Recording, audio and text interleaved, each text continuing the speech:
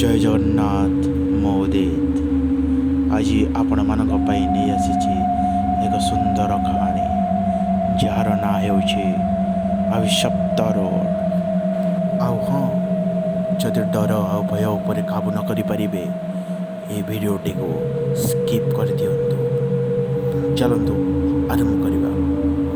मयूरभंज ठारू सुदूर 8 किलोमीटर दूर गोटे गाँ माणिकपड़ा ग्रामटी आदिवासी अध्युषित अंचल रूपे परिगणित।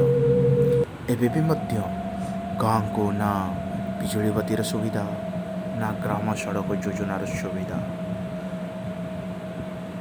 ग्रामर लोक माने जंगल उपर निर्भर करती, सेठू जहाँ मिले खाई पी निजे आत्मनिर्भर कर दिन निज निजर नित्यकर्म सारी खाई पी रात्र हेला मात्रे ताटी कबाट पड़ जाए। समस्त मनरे एक कुकुआ भय छाई जाई थाए, कहीं से गाँवर ये भी मान्यता अच्छी संध्या हेले आत्मार छाया से गाँवर आखपाखे घूरी फिर थाए।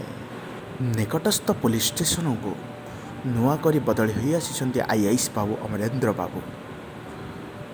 से एसबू जिनस विश्वास करते ना। तो प्रथम देखारे एसपी सर को बुझाई देथिले कि दिन में जिते पेट्रोलिंग करिया कथा कर, किंतु राति हेले से जंगल पट रास्ता को कदा भी जीव ना। यह कही वॉचमैन को कही वॉचमैन साहब को ऊपर ध्यान दबू, किंतु अमरेंद्र बाबू एसबू पर विश्वास करते ना। एमिति दिन बीतीगला। गोटे दिनर कथा, अमरेंद्र बाबू गेस्ट हाउस बाहर संध्या काल निज थकान मेटाइवाई किछि मद्य सिगरेट सहित बसी दुई पैक पी सारी हाथ में गोटे सिगरेट जलाई शांति मनरे बसी मध्य हठात दम दम शुआगला। अमरेंद्र बाबू को झपसा निशा जाइथिला। आखि खोली देखिले वॉचमैन गेट आड़ू तांको निकट को आसुची। कहला, सर आपण खाई पी शोई पड़ंतु, मो गेटा बंद करी मो मध्य शोई पड़ुची। यह कही वॉचमैन चलीगला। आओ अमरेंद्र बाबू आउ गोटे पैक पीवा को लगिले। पी पी से कुर्सी रे मुंड आउजी टिके निद हो जाइछि। तांको शुभिला एक पाउंजीर शब्द, झुम झुम झुम झुम। हठात तांको निद भांगीगला। उठी बसला बेलू भाविले पदे मते डेके अधिक निशा आई जाइछि। किंतु सुदूर पृष्ठ को देखला बेले सतरे गेट बाहर गोटे सुंदर झीटी चली चली से जंगल रास्ता आड़े को जाऊँगी। अमरेंद्र बाबू देखिक आश्चर्य। पुलिस दिमाग भाविले किए बोधे असुविधा पड़ी। सडन बुलेट को स्टार्ट करी गाड़ी नहीं लगाइले दरवाज पाखे। कहले, वॉचमैन वॉचमैन गेट खोल। वॉचमैन कहला, सर एत राति कह जाऊँ तते कहली गेट खोल गेट खोल। यह डरी वॉचमैन गेट खोलीदेला। साफ कर। अमरेंद्र बाबू तो सब किसी विश्वास करते नहीं। जमती गाड़ी धीरे धीरे आगक नवाक लगिले।